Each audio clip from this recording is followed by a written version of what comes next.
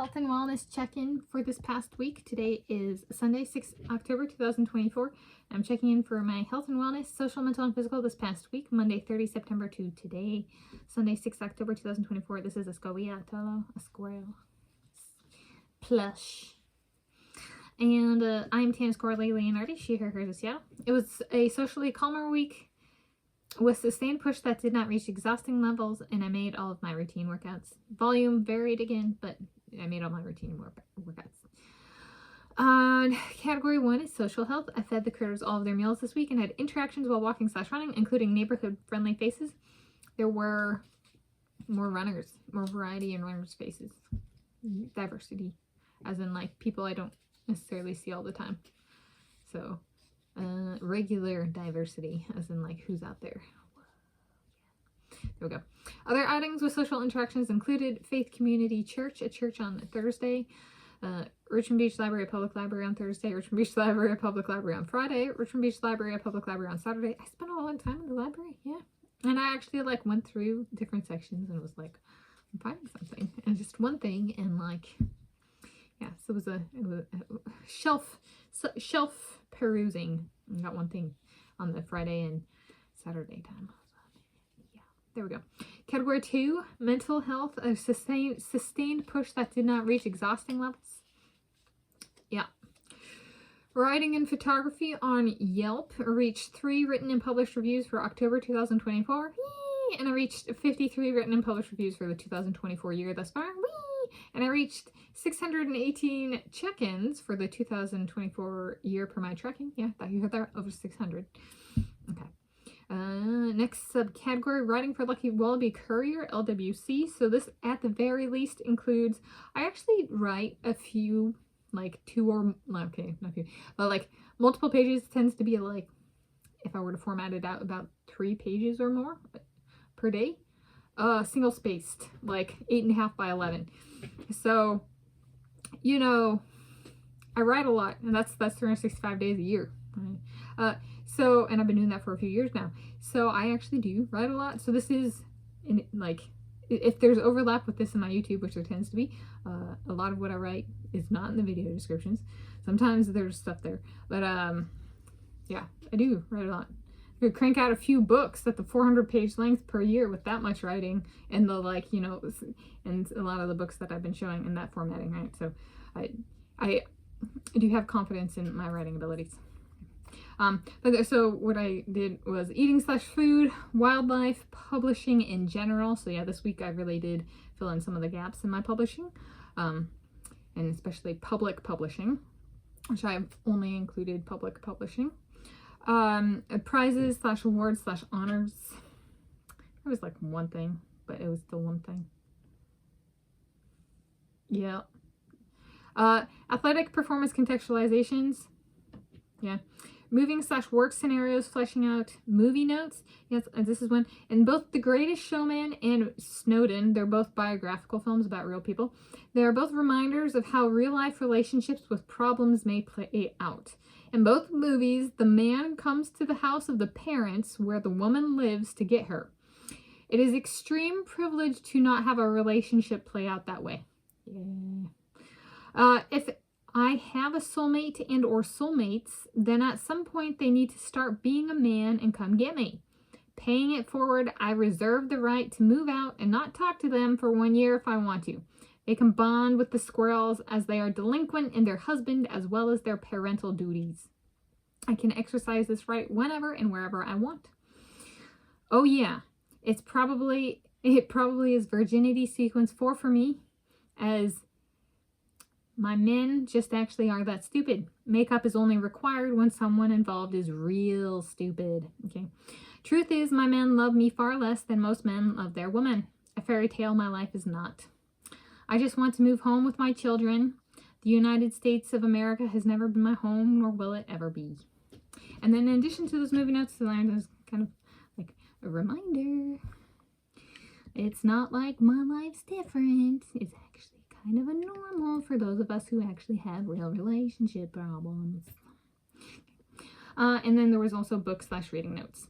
YouTube, theme day of the week videos continued. I had at least one sweet and or Savory Eats video each day, filmed and published same day, including integrated format.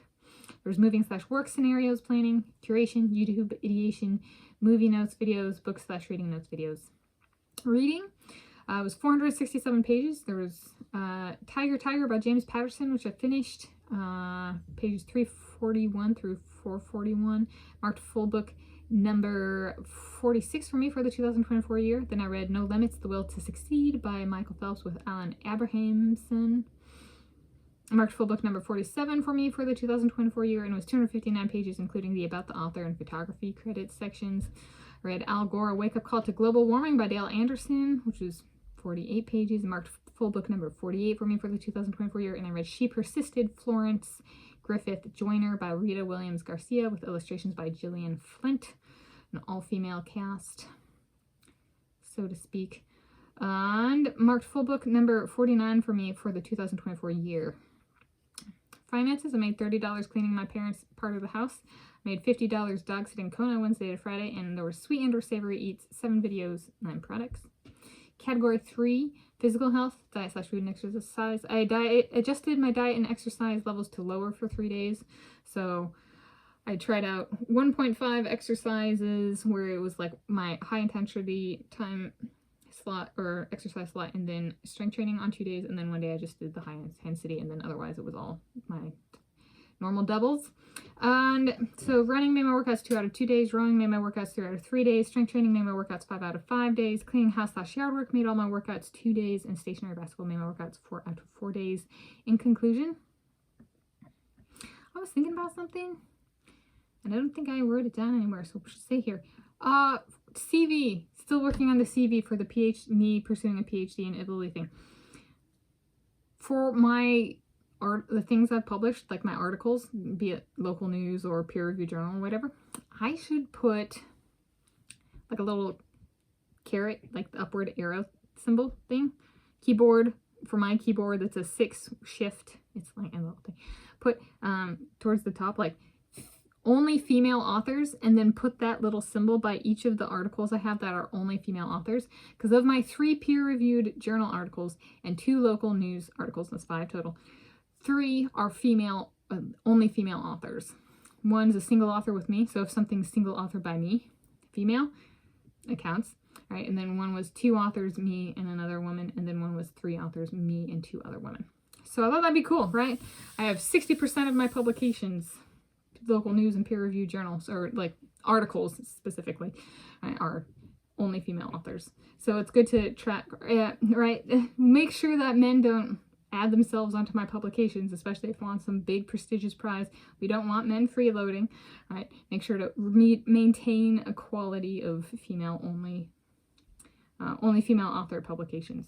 So, but actually tracking that on the CV and putting it on there so people can track it.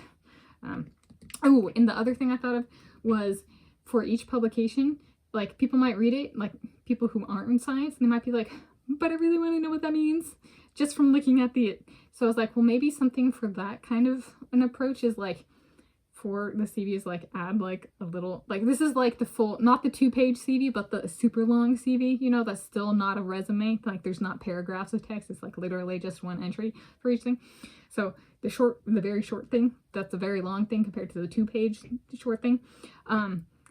Put like a little line, like, you know, indent it a little bit or something like that. And with each publication, in addition to marking if it's only female authors, additionally mark the genre. So like I do that on my YouTube, or I did that for the YouTube videos, like what genre it was, like physics, volcanology, mineralogy. Do that. So that way, if somebody's looking at it and they don't know anything, they're like, but I know it's about mineralogy. I sound intelligent. Because a lot of people won't know that if I read the title, unless it says mineralogy in it, or they know what olivine is, you know, that kind of thing. So trying to make the people who read it feel smart and intelligent, and not only that, it's true because I get the genre correct. All right, there are publications that reject publications if the genre is wrong. Okay, so I gotta get it right, and I gotta make sure my readers get it right. Oh yeah, we're about getting it right. So I got excited about that one. I was like, yeah. Perk of being a female, right? Our article that has only 1 author, me, is only female authors. Yeah. Happy health and wellness to you. And again, and if I didn't say it, I'm Tanis Coralie, Leonhardi, she, her, hers of Seattle. She, her, hers of Norway. She, her, hers of the United States of America.